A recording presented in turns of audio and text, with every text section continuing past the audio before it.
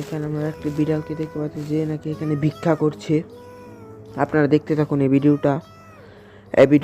তখন সে রাস্তা দিয়ে হাঁটছিল, তখন সময় একটি গাড়ি এসে ওকে পুরো কাদা ছুঁড়ে মেরে যায়।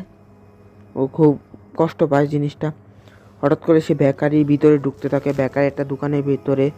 সেই দোকানে সে ভাবতে থাকে ওই একদিনের কথা, যেদিন সে বাচ্চার জন্য এখান থেকে চুরি করেছিল। দেখতে থাকুন বন্ধুরা। ও এখান থেকে একটি রুটি নিয়ে এসেছিল, তারপর তার মালিক তাকে তাড়িয়ে দিয়েছিল এখান থেকে।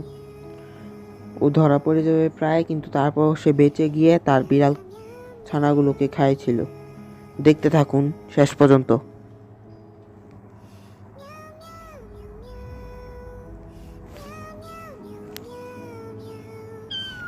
বন্ধুরা চ্যানেলটিকে সাবস্ক্রাইব করে দেবেন যদি ভালো লাগে।